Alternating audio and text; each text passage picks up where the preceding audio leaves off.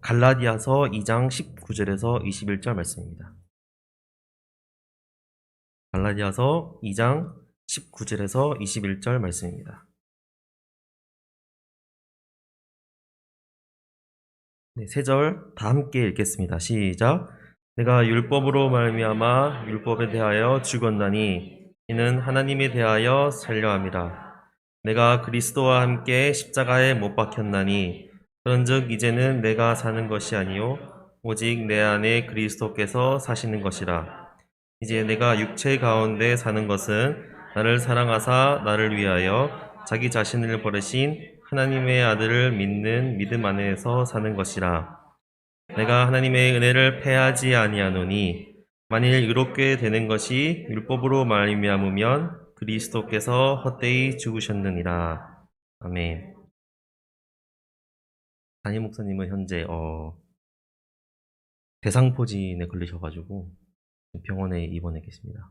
한 2주 동안 입원해 계신다고 하고 코로나 때문에 지금 병문안이 좀 제한된다고 해요. 그래서 기도와 또 문자와 구독과 이렇게 많은 응원을 해주시기 바랍니다. 그래서 오늘은 제가 대신 말씀을 좀 나누도록 하겠습니다.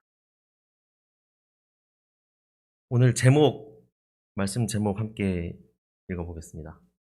말씀 제목 뭐죠? 시작. 그리스도와 함께. 네. 운전하는 분 많으시죠? 제가 문제를 하나 내보겠습니다. 그러면 신호가 있는 교차로에서 이제 우회전을 하려고 해요. 새로 바뀐 계정이죠.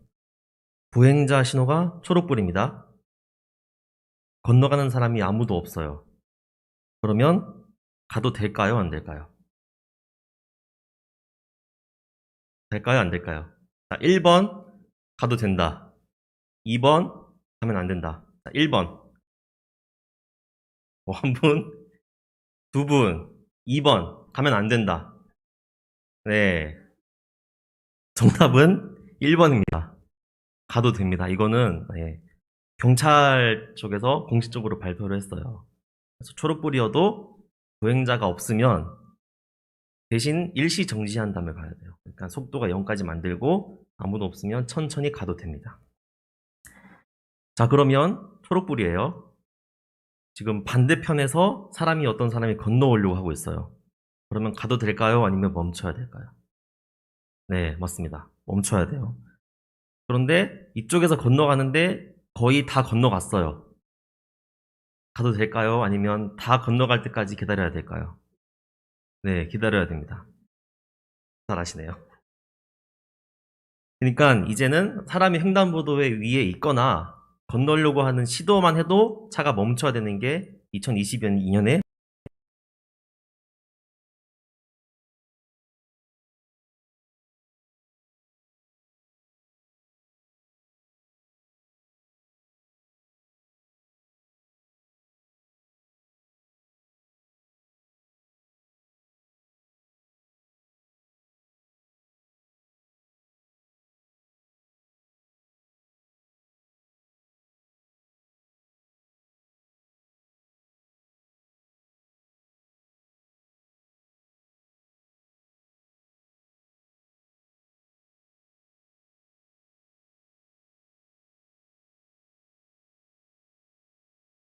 년 전에 버스 안에서 막 흡연하고 있는 모습들, 식당에서 막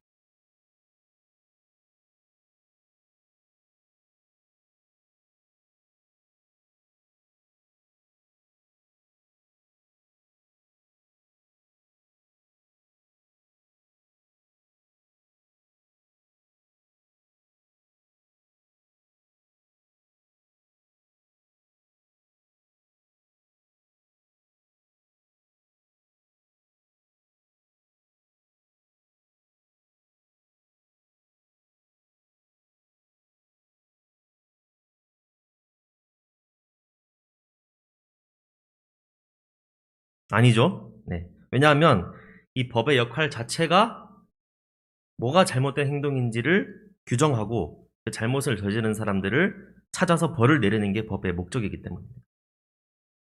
자, 그러면 여기서 우리가 율법에 대해서 말해볼 수가 있어요. 성경에 있는 율법.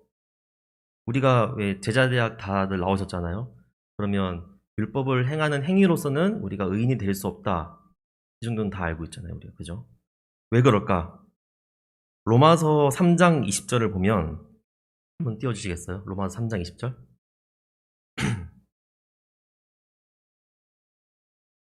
네. 그러므로 율법의 행위로 그의 앞에 의롭다 하심을 얻을 육체가 없나니 율법으로는 죄를 깨달음이라 이렇게 되어 있죠. 그러니까 율법은 우리가 이거를 다 지켰을 때 마침내 하나님 앞에서 하나님 우리가 율법 다 지켰습니다. 이제 하나님의 자녀 맞죠? 이렇게 해주는 인증 마크가 아니라 우리 모두가 죄인이라는 것을 알게 해주는 척도라는 거예요. 율법의 목적 자체가. 로마서 5장 13절 나와 있죠. 보면 죄가 율법 있기 전에도 세상에 있었으나 율법이 없었을 때에는 죄를 죄로 여기지 아니하였느니라. 그러니까 아담과 하와 이후로 계속 죄가 있었어요. 그런데 사람들이 그거를 죄라고 생각하지 않았죠. 왜냐하면 그걸 죄로 알려주는 게 아무것도 없었으니까. 그래서 하나님이 율법을 주신 겁니다. 너희는 죄인이고 죄를 저지르고 있다. 라는 척도를 알려주신 거죠. 자, 그러면 이제 죄에 대해서 이제 알아봐야 되잖아요. 우리가 언제부터 죄인이었을까요? 최초의 죄인이 누구죠? 네, 맞습니다.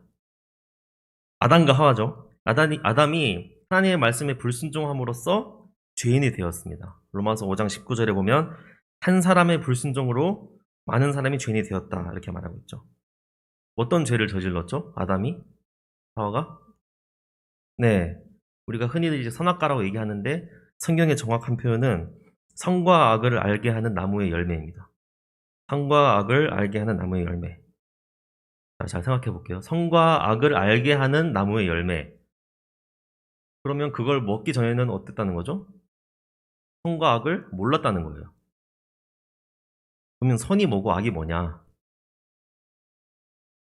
태초에 아담과 하와가 하나님과 함께하는 것, 그 자체가 바로 선이었습니다. 하나님과 동행하는 것, 그 자체가 바로 선이었어요.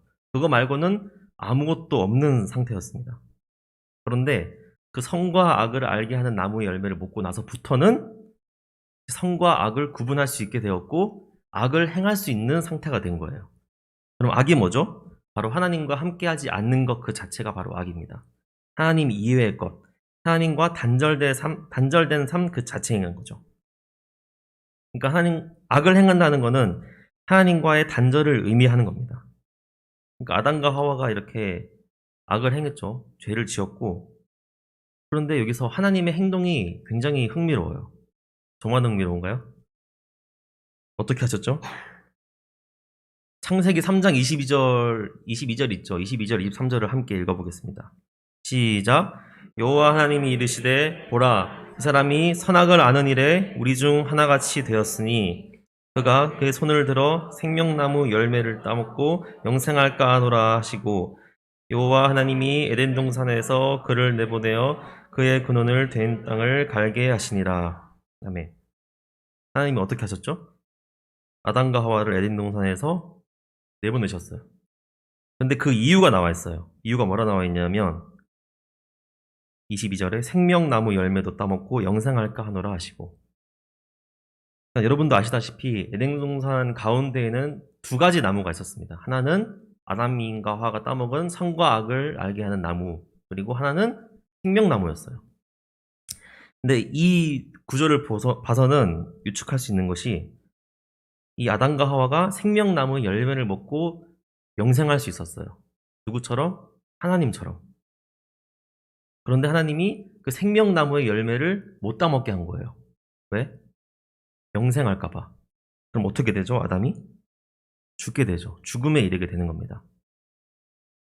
그러면 이 죽음은 선과 악을 알게 하는 나무의 열매를 따먹은 거에 대한 벌일까요? 사실 창세기를 보면 아담과 하와는 이미 그 죄에 대한 벌을 받았습니다. 어떤 벌을 받았죠? 아담은 네, 먹고 살기 위해서 열심히 노력해야 된다. 그리고 하와는 뭐죠? 네, 출산을 하기 위해서 엄청난 고통이 더해질 거다. 이렇게 벌을 받았어요. 그리고 그걸 유혹한 뱀도 벌을 받았죠. 그러면 이 죽음에 이르게 하는 이거는 뭘까요, 그러면? 징벌 2단계입니까?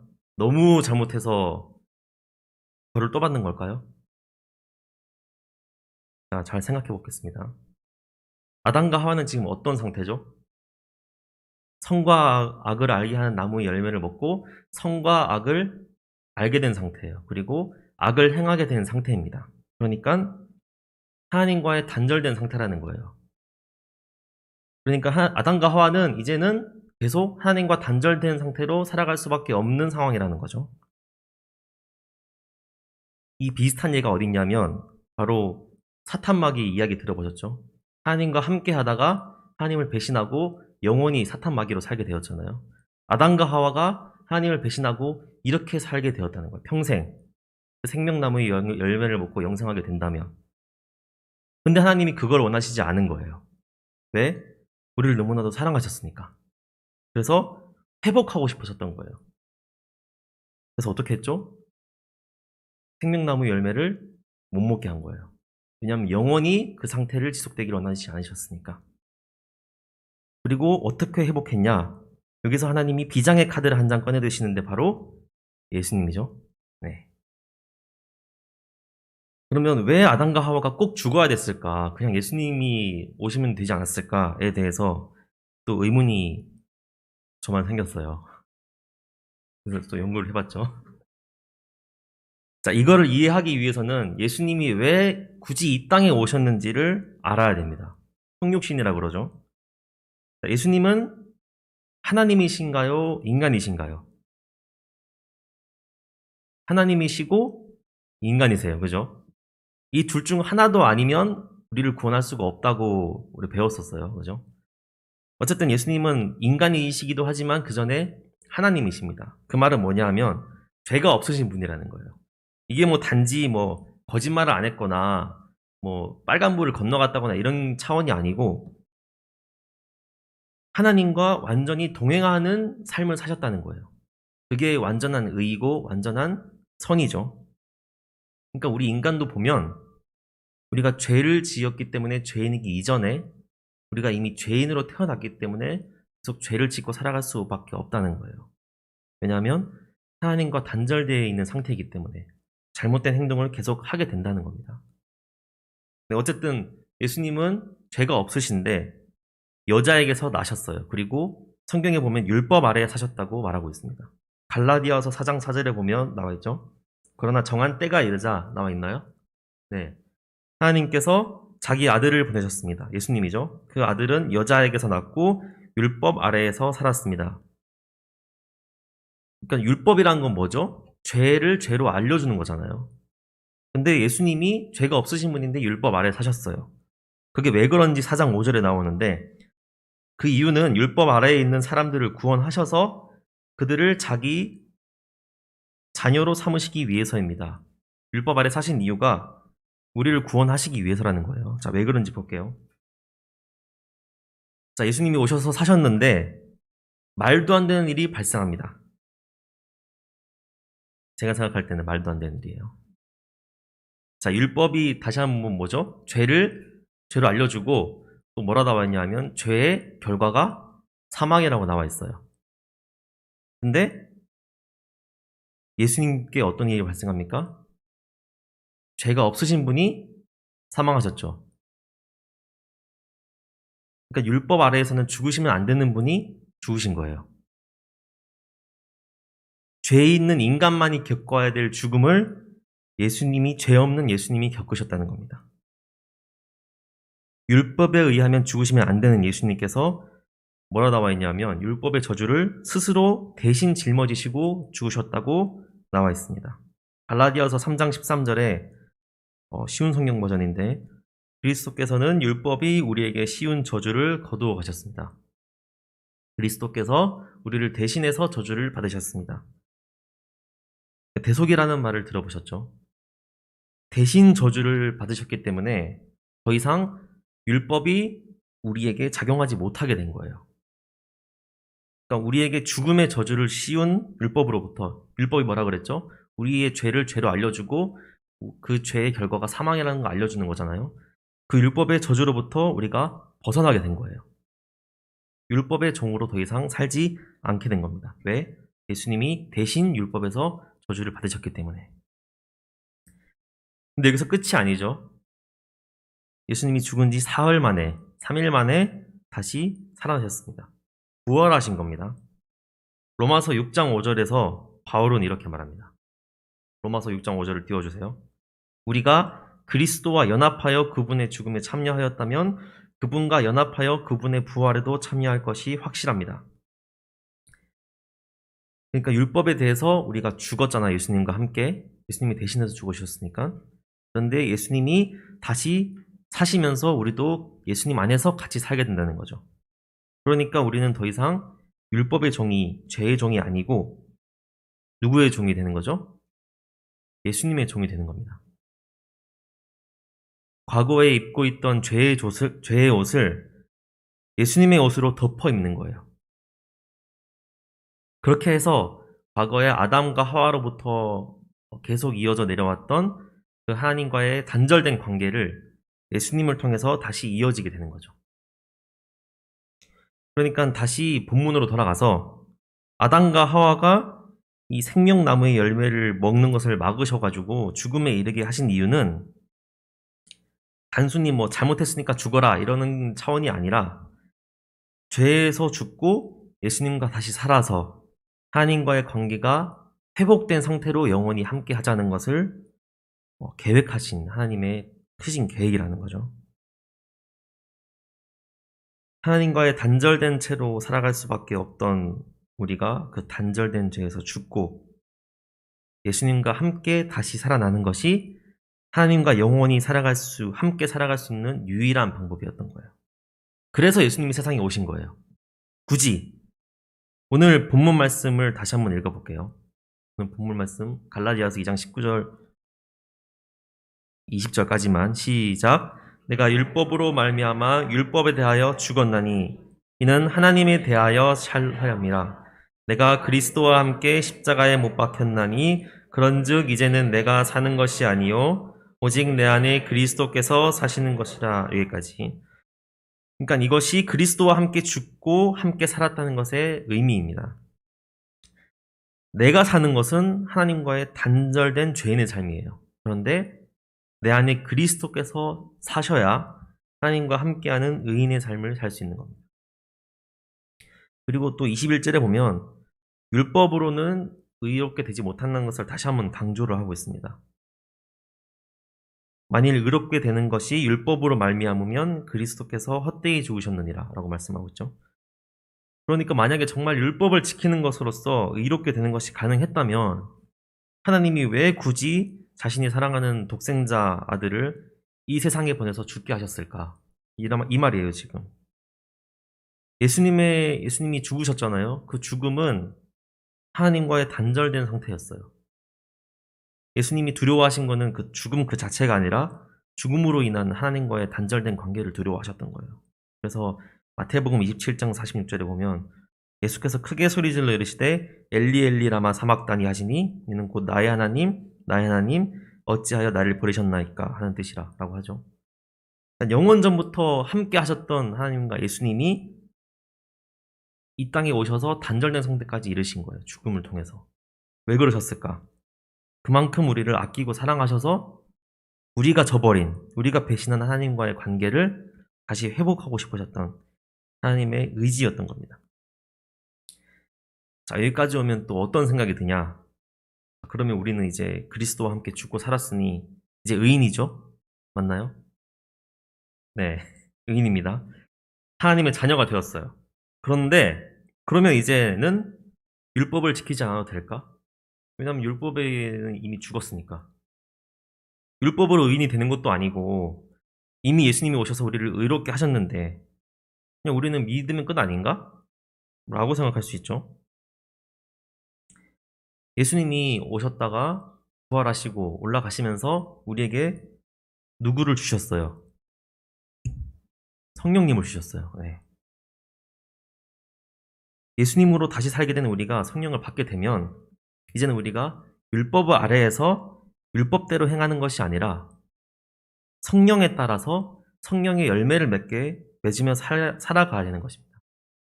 그래서 갈라디아서 5장 22절부터 보면 성령의 열매가 나오거든요.